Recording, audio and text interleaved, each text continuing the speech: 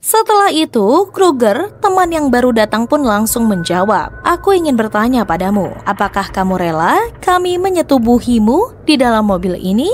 Di situ, Allison berdetak kencang. Setelah mereka menyetubuhi Allison dengan kasar, akhirnya mereka memilih jalur yang paling keji. Apa?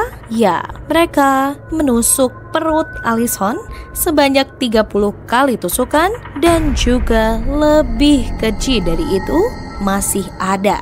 Mereka mencoba untuk memutus leher Allison dengan 17 kali sayatan pada leher Allison.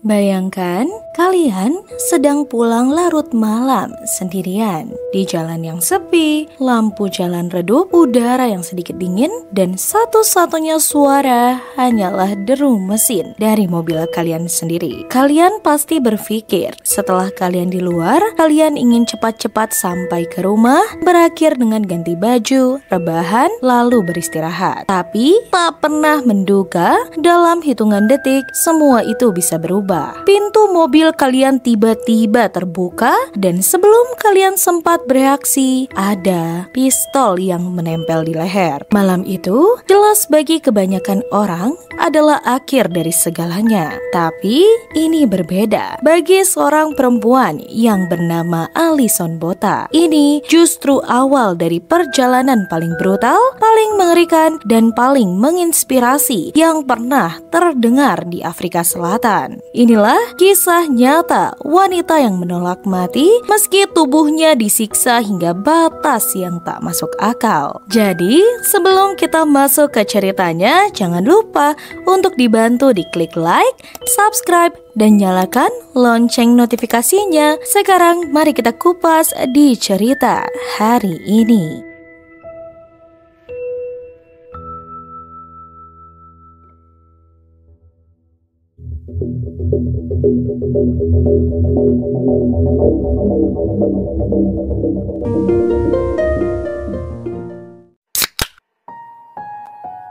Di sebuah kota pesisir Afrika Selatan yang tenang, yaitu Port Elizabeth, kini dikenal dengan GK Di sana, lahirlah seorang anak perempuan tepat pada 12 September 1967. Nama perempuan tersebut yaitu Allison Botha. Allison tumbuh di sebuah keluarga yang sederhana bersama ayahnya, yaitu Brian, dan ibunya Claire, dan seorang kakak laki-laki yang bernama Neale yang hanya terpaut setahun setengah darinya. Namun, ketika Allison baru menginjak usia 10 tahun, keluarganya retak. Orang tua Allison harus bercerai. Sejak saat itu, Allison dan Neale dibesarkan oleh sang ibu.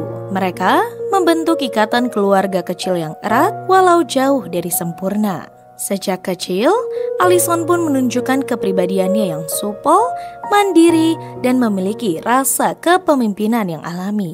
Hal itu pun jelas terbukti ketika ia menempuh pendidikan The Collegiate High School for Girls, di mana salah satu sekolah prestisius di Port Elizabeth. Di sana, Allison dipercayai sebagai head girl, jabatan ketua murid yang hanya dipegang oleh siswi dengan kombinasi kepintaran, integritas, dan keberanian. Setelah lulus dari sekolahnya, Allison tidak langsung bekerja. Ia terlebih dahulu menikmati hidupnya dengan berjalan-jalan mengelilingi dunia selama kurang lebih 4 tahun.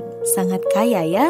Ia pun berpergian dengan niat ingin mengembangkan dirinya dan mencari pengalaman baru. Setelah perjalanannya itu pun, akhirnya dia kembali pulang ke negaranya dan langsung bekerja kembali. Allison bekerja sebagai broker asuransi.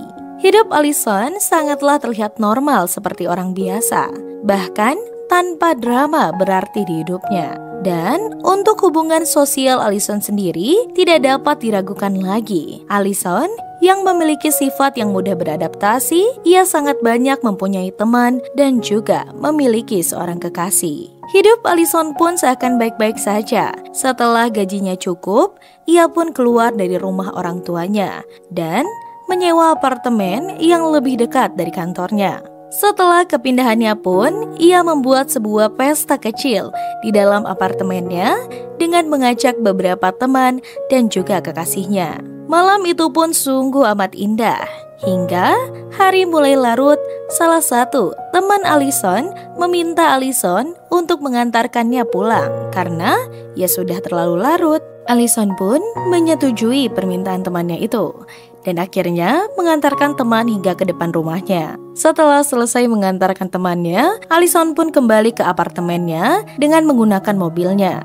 Namun, ketika ia sampai ke parkiran basement apartemennya, ternyata parkiran di sana penuh semua.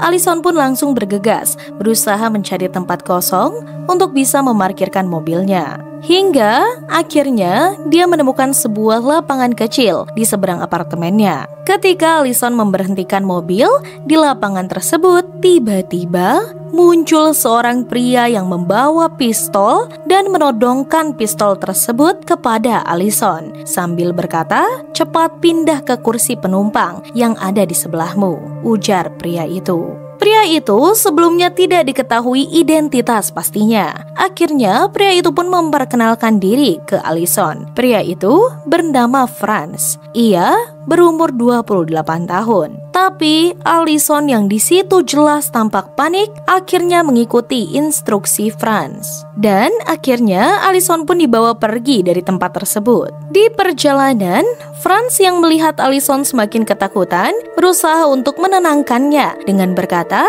"Tenang saja, aku tak akan berbuat apapun kepadamu. Hanya saja, aku meminjam mobilmu untuk menjemput temanku," ujar Franz. Tapi tetap saja, pikiran Allison pun di situ campur aduk. Ia berpikir bahwa satu orang ini saja bisa sangat menakutkan dan sekarang dia akan mengajak temannya. Dalam ketakutan, Allison pun memberanikan diri untuk berbicara. Allison berkata, "Lepaskan saja aku. Aku berjanji tidak akan melaporkanmu kepada polisi. Yang kuinginkan hanya pulang," ujar Allison. Dari situ, Allison pun jelas memiliki harapan bahwa Franz akan melepaskannya. Namun, ternyata mereka sudah tiba di persimpangan jalan. Dan di sana, teman Franz, yaitu Tuns Kruger, sudah menunggu mereka. Kruger pun masuk ke dalam mobil, dan mobil mereka kembali berjalan menuju tempat yang jauh di ujung kota, di mana tempat itu sepi, bahkan mungkin polisi pun susah untuk menjangkau tempat tersebut. Di dalam mobil, Allison jelas semakin takut. Ia kembali berkata, "Aku mohon, aku hanya ingin pulang. Pacarku sudah menungguku." Setelah itu, Kruger, teman yang baru datang pun langsung menjawab, "Aku ingin bertanya padamu, apakah kamu rela kami menyetubuhimu di dalam mobil ini?" Di situ, Allison berdetak kencang. Dia hanya berpikir jika dia menolaknya, mereka akan membunuhnya detik itu juga. Karena sedari awal pun Allison sadar bahwa Franz sudah membawa pistol dan sangatlah mudah untuk mereka menembak Allison. Dengan pikiran itu pun akhirnya Allison mengambil keputusan mengalah. Dia dengan berat hati dan pikiran yang berkecambuk, akhirnya Allison harus mengambil keputusan paling pahit dan mengalah. Dia pikir dengan menyetujui keinginan mereka, Allison akan dibebaskan secara cuma-cuma. Tapi siapa sangka dan duga hasilnya pun di luar ekspektasi Allison. Setelah mereka menyetubuhi Allison dengan kasar, mereka mulai memegang leher Allison dan mengeratkan pegangannya hingga Allison pun pingsan. Mereka pun berpikir jika Allison bebas, Allison bisa saja melaporkan mereka ke pihak berwajib. Akhirnya, mereka memilih jalur yang paling keji. Apa? Ya, mereka tahu Allison hanya sebatas pingsan. Dan mereka berpikir Allison bukannya harus sekedar pingsan, melainkan harus hilang dari dunia ini agar apa yang mereka lakukan tidak tersebar ke pihak berwajib. Akhirnya, mereka pun melakukan hal keji yang mereka pikirkan. Mereka menusuk perut Allison sebanyak 30 kali tusukan dan juga lebih keji dari itu masih ada.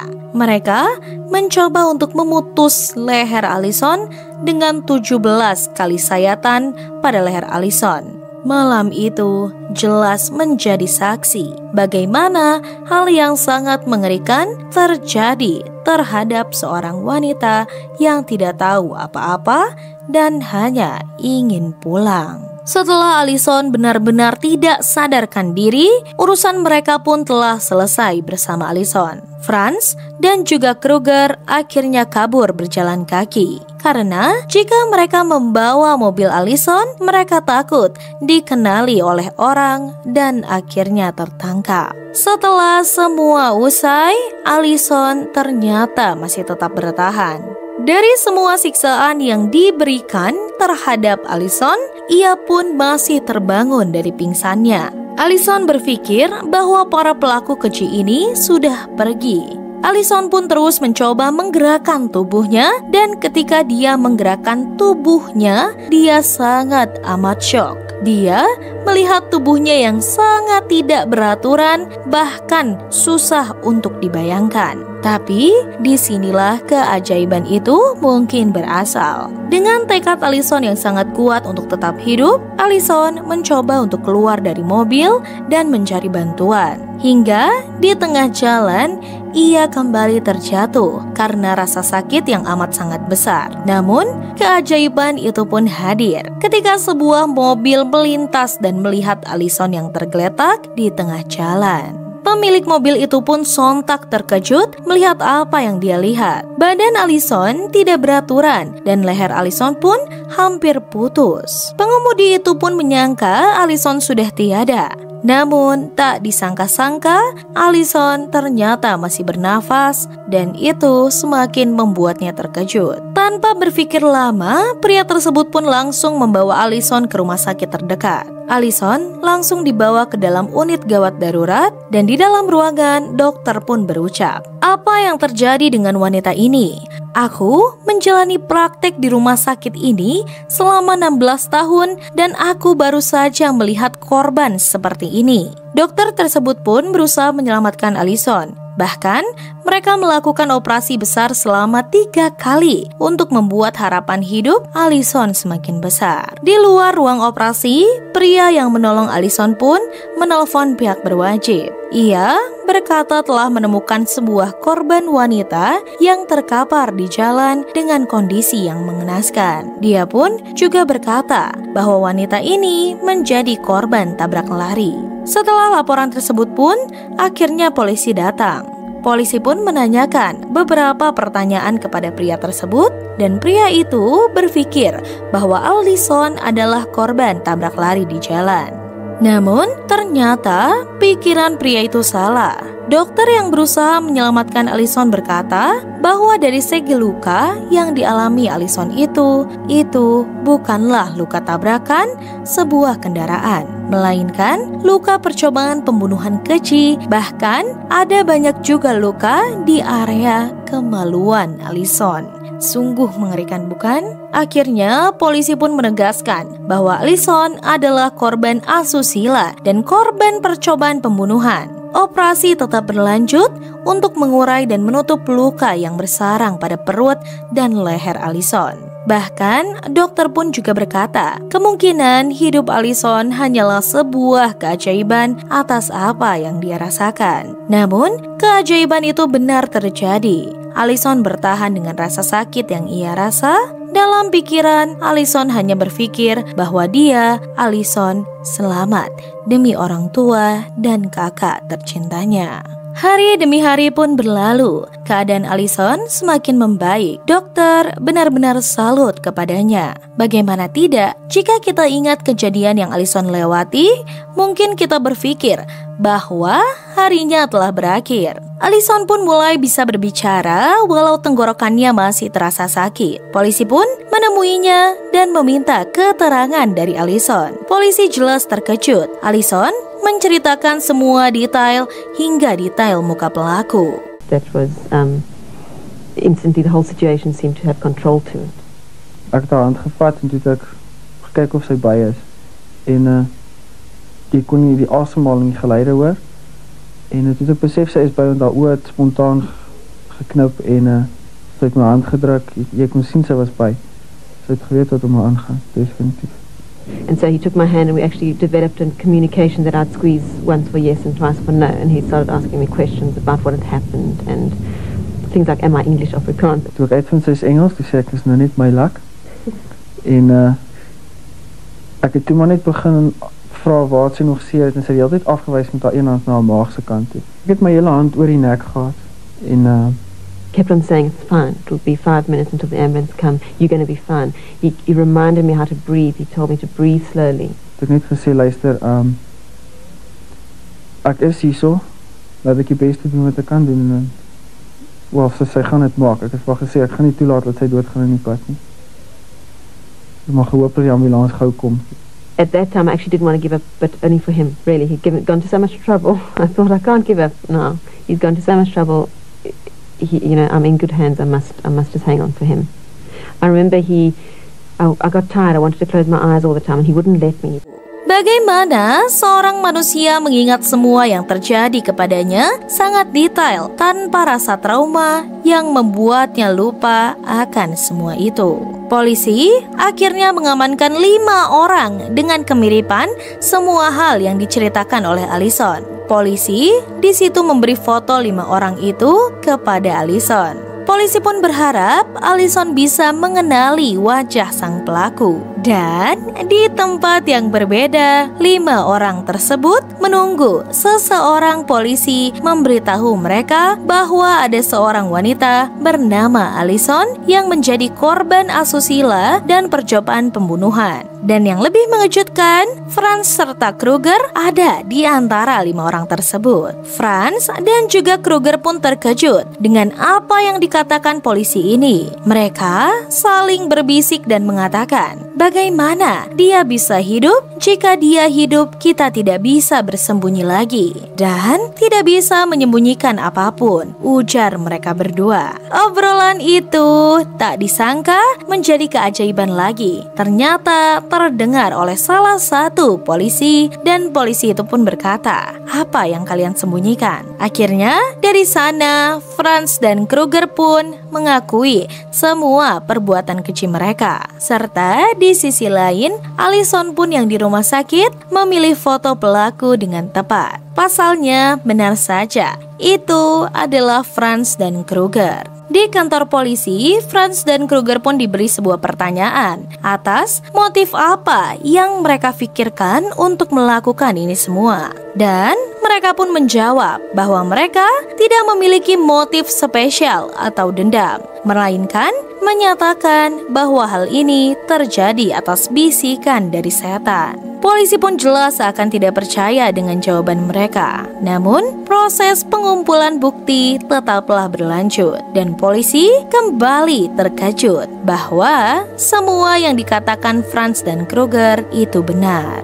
Setelah polisi memeriksa Franz dan Kruger lebih lanjut serta tempat tinggal mereka berdua, mereka pun menemukan catatan target pelaku yang sudah mereka eksekusi dan semua target itu mengerucut kepada satu catatan, yang dimana dengan isi catatan tersebut adalah pengabdian mereka terhadap satani. Bahkan korban sebelum Alison ada 2 wanita, yang mana wanita tersebut adalah wanita yang belum cukup umur dan yang kedua wanita yang sedang mengandung. Sangat keji, bukan? Dan di situ Franz dan Kruger pun memiliki cara berbeda terhadap penyembahan satani. Mereka tidak mengikuti sebuah kelompok atau bergelombol dengan yang lainnya. Mereka mempunyai cara dengan cara mereka sendiri. Tibalah saat keadilan tiba. Di pengadilan, Alison duduk tegak dengan wajah yang penuh luka-luka. Di sana, Alison langsung melihat 2 pria yang mencoba membunuhnya itu. Mungkin masih ada rasa takut dari dirinya, tapi tetap saja keadilan harus ditegakkan. Hasil dari sidang tersebut pun akhirnya keluar, yang dimana hukuman 2 kali penjara seumur hidup untuk masing-masing pelaku. Bagi Alison, ini bukan soal balas dendam, ini soal berdiri tegak. Meski sudah dirobohkan habis-habisan. Dan dari tragedi malam itu, Alison Botha seharusnya menjadi korban yang namanya hanya tercatat di laporan polisi. Tapi sebaliknya, ia menolak untuk menyerah menolak untuk mati, dan menolak diingat sebagai korban. Ajaib bukan? Ya, luka di tubuhnya pun mungkin sudah sembuh, tapi kisahnya akan terus hidup. Allison menjadi pengingat bahwa keberanian bukan berarti tidak takut, melainkan tetap maju walau rasa takut itu menghantui. Dua pria yang mencoba menghapusnya dari dunia kini mendekam lagi di balik jeruji. Namun, pertanyaan pun jelas banyak timbul. Berapa banyak korban lain di luar sana yang kisahnya tidak terdengar? Dari kisah Allison ini, kita belajar satu hal penting. Hidup ini penuh hal yang tidak bisa kita kendalikan, tapi kita selalu bisa memilih untuk berjuang. Dan kadang pilihan itulah yang menentukan apakah kita akan menjadi kisah yang terlupakan atau legenda yang menginspirasi dunia. Karena pada akhirnya kekuatan terbesar kita bukan pada otot, melainkan pada hati yang menolak, menyerah, dan berdoa.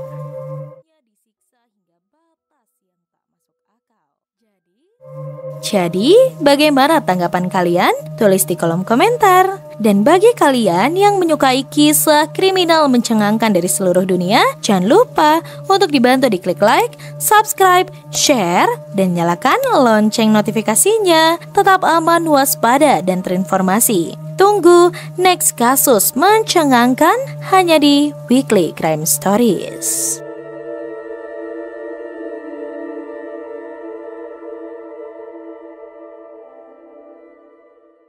Terima kasih